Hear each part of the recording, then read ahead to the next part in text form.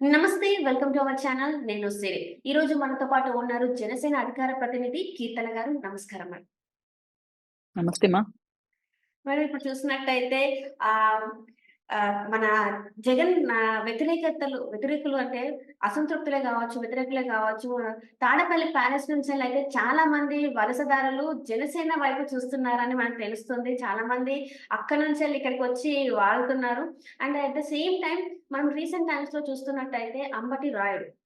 ఈయన ఏంటంటే ఫస్ట్ వైసీపీలో జాయిన్ అయిపోయి చాలా అంటే చాలా డేస్ కాదు. ఒక 10 డేస్ కూడా ఉన్నారో లేదో తెలీదు వైసీపీ పార్టీలో. అక్కడుండి చాలా ప్రచారం చేశారు, అన్నీ చేశారు. కానీ కట్ చేస్తే నేను పాలిటిక్స్‌కి దూరంగా ఉంటానని చెప్పేసి ఒక ట్వీట్ పెట్టడం జరిగింది. ఆ ట్వీట్ తర్వాత మళ్ళీ జనసేనలోకి వెళ్తున్నానని చెప్పేసి మళ్ళీ జనసేన అధినేతని కలవడం, గంట సేపు చర్చించడం జరిగింది.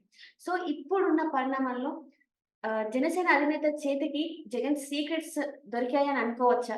అంబటి గారు నిజంగా చాలా తెలివిమంతుడు. ఇంకొకటేంటంటే ప్రజలకు మంచి చేయాలని వచ్చిన నాయకుడిగా అయితే నేను నమ్ముతానమ్మా. ఎందుకంటే హ్మ్. చాలా మంది ఏదో ఆశించి ఆ పార్టీలో జాయిన్ అవ్వడం, దాని తర్వాత ఆ పార్టీని పదవులు రాకపోతే బయటొచ్చిన వాళ్ళని మనం చూసాం గానీ, అంబటి గారు జస్ట్ 10 డేస్ అక్కడ గమనించారు. వాతావరణం ఎలా ఉంది? నిజంగా నేను ప్రజలకు మంచి చేయాలని వచ్చిన వ్యక్తిని. నాకు అనువుగా హ్మ్. ఉందా? లేదా? హ్మ్. ఎందుకంటే ఆయనకు పబ్లిసిటీతో పిచ్చే లేదు. ఆయనకు పబ్లిసిటీ ఉంది. ఆయనేదో ప్రజలకు మంచి చేయాలనే ఇంటెన్షన్‌తో వచ్చాడు.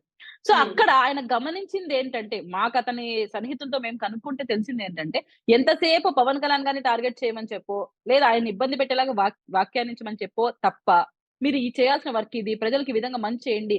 ఇలా ప్రజలకు చేరువవ్వండి అనే విధంగా ఇన్‌స్ట్రక్షన్స్ అయితే ఎక్కడ ఇవ్వలేదంట ఆయన. రాజకీయాల్లోకి రావాలా? అంటే ప్రజలకు హ్మ్. మంచి చేయాల్సిన మంచి కన్నా, విమర్శలు వ్యక్తిగతంగా చేయడం కోసమే ఇక్కడ పీహెచ్‌డీ చేసిన వాళ్ళకి పదవులు దక్కుతాయి. ఇక్కడ హ్మ్. జగన్మోహన్ రెడ్డి గారికి మన్ననలుంటాయి అన్న ఆ కాన్సెప్ట్ ఆయనకి నచ్చలేదు. సో, వితిన్ 10 డేస్‌లోనే ఆయన ఆ థింకింగ్‌లోంచి బయటికి రావడం జరిగింది. కానీ తర్వాత మంచి డెసిషన్ తీసుకున్నాడు. హ్మ్. ఎందుకంటే ఎవరైతే ఆయన నమ్ముకున్నారో ఆయనకి న్యాయం చేయడం కోసం ప్రజలకు మంచి చేయాలన్న ఇంటెన్షన్‌తో వచ్చాడు కాబట్టి, ఖచ్చితంగా పవన్ కళ్యాణ్ గారిని కలిసారు. ఆయనతో కండువా ఏయించుకున్నాడు. పార్టీలో జాయిన్ అయ్యారు. సో, నేను హ్మ్. నిజంగా ఐ విల్ అప్రిషియబుల్ థింగ్. ఎందుకంటే అటువంటి వ్యక్తులు కావాలి. రాష్ట్రానికి మంచి చేయడం కోసం వచ్చే నాయకులకి జనసేన పార్టీ స్వాగతం పలుకుతుంది. అలాగే అంబటి గారు కూడా స్వాగతం పలికారు. హ్మ్. అంటే ఇక్కడేంటంటే గుంటూరు నుంచి టికెట్ ఇవ్వట్లేదు. అంటే తను అనుకున్న టికెట్ తనకి రాలేదు కాబట్టి మళ్ళీ జనసేన వైపు మొగ్గు చూపుతున్నారు అనే వార్తలు కూడా వచ్చాయి. ఇందులో వాస్తవం ఉందంటారా? 100కి 100% చెప్తానమ్మా. కళ్యాణ్ గారు ఎప్పుడు కూడా పార్టీలో జాయిన్ అవ్వడం కోసమో, లేదా పార్టీలో కండువా ఏసిన తర్వాతనో మీకు టికెట్లిస్తాను. మీరు టికెట్లిస్తేనే జాయిన్ అవ్వండి. లేదు టికెట్ ఇచ్చే వాళ్ళనే తీసుకురండి అనే మాటలు హ్మ్. ఎప్పుడు చేయరు. హ్మ్. అసలు డబ్బులు మీరు కోట్లు తెచ్చి ఆయన ముందర పెట్టినా, క్యాండిడేట్ వర్తబుల్ కాకపోతే, ఆయన నిజంగా ప్రజలకు మంచి చేయాలనే ఇంటెన్షన్‌తో రాకపోతే ఆయన చేర్చుకోరు. నేనైతే హ్మ్. ఖచ్చితంగా గ్యారంటీ ఇవ్వగలుగుతాను. ఎందుకంటే మేము చాలా మందిని మా దగ్గరకొచ్చి చాలా మంది పార్టీలో జాయిన్ అవ్వాలని అడుగుతూ ఉంటారు. పెద్ద పెద్ద స్థాయి హ్మ్. వ్యక్తులు అడుగుతున్నారు. వైసీపీ నుంచి. కానీ కూడా ఎప్పుడు కూడా కళ్యాణ్ గారు వాళ్ళు నిజంగానే వర్తబుల్ అయ్యి, వాళ్ళు నిజంగానే ప్రజలకు మంచి చేయాలని ఇంటెన్షన్ ఉంటేనే అక్కడ రంపిస్తున్నారు లోపలికి. అంత క్లియర్‌గా గమనిస్తున్నారు. ప్రతి ఒక్క అపాయింట్‌మెంట్ కళ్యాణ్ గారి చేతి మీదే జరుగుతోంది. హ్మ్. అటువంటి మీకు సీట్ ఇస్తానని ఇంకొక మాట చెప్పి హామీలు ఇచ్చుకొని తీసుకొనొచ్చయితే ఎక్కడ లేదమ్మ. హ్మ్. అయితే ఇప్పుడు ఈ 10 రోజుల అంటే అంబటి రాయుడు గారి ఈ 10 రోజుల ప్రయాణం వైసీపీలో సో, అక్కడున్న సీక్రెట్స్ ఏమైనా మనకు తీసుకొచ్చి జనసేన అధినేతకి చెప్పే అవకాశాలున్నాయంటారా? గొడ్డలి పోటుని గుండెపోటుగా చిత్రీకరించే ప్రయత్నం ఆ రోజు చేశారు. అట్టర్ హ్మ్. ఫ్లాప్ అయ్యి లాస్ట్‌కి కుటుంబ సభ్యులే ఈరోజు ఆరోపణలు అంతకన్నా నీచ చరిత్ర ఏ రాజకీయ నాయకుడికి ఉండదు. సొంతం హ్మ్. చెల్లే పక్క రాష్ట్రాలకెళ్ళి బతుకుతుంది. ఇంకో చెల్లి ప్రాణాలు కాపాడుకుంటూ ఇతర కోర్ట్‌ల చుట్టూ తిరుక్కుంటోంది. ఇంతకన్నా నీచ హ్మ్. చరిత్ర ఏ తమ్ముడికి, ఏ అన్నకి రాకూడదు. ఏ రాష్ట్రంలో ఉన్న ఏ రాజకీయ నాయకుడికి నీచ చరిత్ర లేదు. హ్మ్. తల్లిని పోగొట్టావు, చెల్లిని పంపించావు, ఇంకో చెల్లికి న్యాయం చేయలేకున్నావు. తమ్ముడిని హత్య రాజకీయాల నుంచి కాపాడుకునే ప్రయత్నం చేస్తూ, సొంత బాబాయ్ హత్యని డైవర్ట్ చేస్తున్నావు. నీ కోడికత్తి డ్రామా ఆడి రాజకీయంగా లబ్ధి పొందావు. అక్కడున్న వాడిని ఇబ్బంది పెడుతున్నావు కోడికత్తి సీనుని. అసలు హ్మ్. ఇటువంటి ఇంతకన్నా చరిత్ర ఇంకొత్తగా ఏం చేస్తాం? ఈయన చేసేదంటే అరాచకాలు, అన్యాయాలు, అక్రమాలు. దోచుకోవడము, దాచుకోవడము, పంచుకోవడం.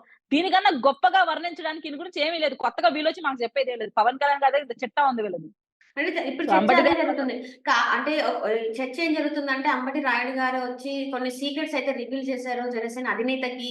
సో, దాని ప్రకారం ఇప్పుడు మళ్ళీ షెడ్యూల్ అనేది చేంజ్ చేసే ఆలోచనలో ఉన్నారు అని చెప్పేసి కూడా వార్తలొస్తున్నాయి. సో, ఇందులో వాస్తవం లేదంటారు. నా వరకైతే నేను అంతగా పెద్దగా పట్టించుకోనటువంటి విషయాలు కళ్యాణ్ గారు అస్సలు పట్టించుకోరు. ఆయనకి ఎంతసేపు ప్రజా సంక్షేమ పరిపాలన అందించాలన్న ఇంటెన్షన్‌తో అడుగులేస్తున్నారు. మొత్తం స్ట్రాటజీ అంతా ఇప్పుడు ప్రజలకు ఎలా నాయకుల్ని చేరువ చేయాలి, మంచి నాయకుల్ని ఎలా ఎన్నుకొని మంచి పరిపాలన ఎలా అందించాలి. అలాగే హ్మ్. మేనిఫెస్టో ఎలా డిజైన్ చేయాలి. ఇదే మా ప్రతి ఒక్క అప్‌డేట్ ఇదే ఉంది మాకు. ఇటువంటి హ్మ్. సీక్రెట్‌ల గురించో, వీటి గురించో మేము ఆలోచించే టైం. మా స్ట్రాటజీ అంతా ఎలక్షన్ ఎలా చేయాలి? 2024లో పవన్ కళ్యాణ్ గారు నిలబెట్టిన అభ్యర్థిని ఎలా గెలిపించాలి? హ్మ్. అంటే ఇప్పుడు అంబటి రాయుడు గారు మనం గుంటూరు నుంచెల్లయితే టికెట్ ఆశించారు వైసీపీలో ఉన్నప్పుడు. ఇప్పుడు అదే టికెట్ అంటే జనసేన నుంచెల్లి వచ్చే అవకాశం ఉందా తనకి? ఆశించడంలో తప్పు లేదు. అర్హత ఉంటే ఖచ్చితంగా అందుతుంది. ఆ విషయం కూడా హ్మ్. గమనించుకోవాలి. హ్మ్. అంటే ఆశించడంలో తప్పు లేదు. ఎవరైనా ఆశించొచ్చు. హ్మ్. మీరు ఆశించొచ్చు, నేను ఆశించొచ్చు. అక్కడ మనకు అర్హత ఉండాలి, ఓట్ బ్యాంక్ ఉండాలి, ప్రజల మన్నన ఉండాలి, గెలుస్తామన్న నమ్మకము, సర్వేలు హ్మ్. చెప్పాలి. అప్పుడు హ్మ్. ఖచ్చితంగా సీటొస్తుంది. హ్మ్. అంటే అదే విధంగా ఇప్పుడు అంబటి నాయుడు గారిని చూస్తున్నట్టయితే అంటే ఫ్యాన్ బేస్ అయితే ఉంది. అంటే క్రికెట్ పరంగా చూసుకున్న తనకి ఆయన ఇంటర్నేషనల్ ఫిగర్. కానీ రాజకీయంగా తనకి ఇప్పుడిప్పుడే తను రాజకీయాల్లోకి అడుగుపెట్టారు. ప్రజలకు సేవ చేయాలనుకుంటారు. ఎంత వరకి ఆయనకి అంటే ఇందులో వస్తదని అనుకుంటున్నారు? అది ఆయన చెప్పాలి. ఎంతవరకు ఆయన ఏమేం పోరాటాలు చేయబోతున్నారు? ఎలా ఆయన స్ట్రాటజీగా ప్రజలకు చేరువయ్యే పనులు చేయబోతున్నారు? ఏ ఏ హ్మ్. కార్యాచరణ ముందుకు రాబోతున్నారు? ఆయనకలా ఆశించేటట్టయితే, ఆశిస్తున్నాన్న హ్మ్. విషయం కూడా నాకైతే తెలీదు. హ్మ్. ఆశిస్తున్నట్టయితే ఏం చేయబోతున్నారు? ఎలా ప్రజల మన్నన పొందుతున్నారు? అనేది ఆలోచించుకొని ఆయనకి ఎంతమంది ఆయన నమ్ముతున్నారు? వాళ్ళకి ఏ హ్మ్. విధమైన భరోసా కల్పించి ఈరోజు రాజకీయ అడుగులేపిస్తూ ప్రజలకు చేరువ చేస్తారు. ఇవన్నీ హ్మ్. ఆయన ఆలోచించుకొని ఆయన ముందుకొచ్చి ఆయన అడుగుతే ఆయనకు అర్హత ఉంటే ఖచ్చితంగా పార్టీ ఒప్పుకుంటుంది. హ్మ్. అంటే మనం చూస్తున్నట్టయితే అంబటి రాయుడు గారిది కొంచెం మనస్తత్వం ఏంటంటే దుందుడుకు వ్యవహారం ఉంటది. తను కొంచెం ముక్కుసూటి మనిషి. సో, ఇలాంటి ఒక పర్సన్‌ని మనం పార్టీలో పెట్టుకుంటే పార్టీకి ఏమైనా నష్టం చేకూరే అవకాశాలున్నాయంటారా? ఎందుకంటే మనం చూస్తూనే ఉంటాం క్రికెట్‌లో గాని కొన్ని మాట్లాడిన విధానం అంటే తను ఆహ్, చాలా స్ట్రెయిట్ ఫార్వర్డ్‌గా మాట్లాడతారు. సో, ఇలాంటివి మనకి పార్టీకి అనుకూలంగా ఉంటాయని అనుకుంటారా? రాజకీయాలు ప్రతి ఒక్కటి లెర్నింగ్ ప్రాసెస్ అది. ఒక రోజులో హ్మ్. ఏమి తెలీదు. తెలుసుకుంటారు, నేర్చుకుంటారు. ఒకవేళ ఆ దుడుకు స్వభావం ఉంటే ఇప్పటికే తగ్గి ఉంటది. ఆయనకి హ్మ్. అర్థమవుతుంటది రాజకీయం ఎలా చేయాలి? ప్రజలకి ఎలా చేరువ కావాలి? అదే ఆయన పర్సనల్ ఆయన ట్రైన్ చేసుకుంటారు. ఆయనకి టీమ్స్ ఉంటాయి. ఆయన హ్మ్. ప్రజలకి ఎలా చేరువవ్వాలి వాళ్ళు చేస్తారు. అండ్ హి ఈస్ వర్తబుల్ అని అనిపించిన రోజు కళ్యాణ్ గారు ఖచ్చితంగా ఆయనకి పిలుపిస్తారు గదా! అంటే ఇక్కడేంటంటే ఏమన్నా అంటే మన జనసేన అధినేత దగ్గర నుంచి ఏమైనా సలహాలు, సూచనలు తీసుకునే అవకాశం ఉందంటారా అంబటి రాయుడు గారు? వాళ్ళిద్దరు ఏం మాట్లాడారని కళ్యాణ్ గారన్నా బయట చెప్పాలి. లేదంటే అంబటి గారన్నా చెప్పాలి. అంతవరకైతే హ్మ్. మనం ఏ ఊహాగానాలు మనం చెప్పకూడదు. ఎందుకంటే వాళ్ళిద్దరి హ్మ్. మధ్య ఏ సంభాషణ జరిగినది వాళ్ళ వ్యక్తిగత విషయం. ఏం హ్మ్. కళ్యాణ్ గారు మాట్లాడారు? అసలు కళ్యాణ్ గారు అడిగినా కూడా మా వరకు కరెక్ట్‌గా పని చేసుకోండి. ప్రజలకు మంచి చేయండి అనే మాట మాత్రమే చెప్తారు ఎవరికైనా గూడా. మీకిస్తాము, రైట్. మీకివ్వము అలాంటి మాటలేవి మాట్లాడరు. హ్మ్. Right madam. Right. Thank you so much madam. మీరు మాతో పాటు జూమ్ కాల్‌లో వచ్చినందుకు ధన్యవాదాలు.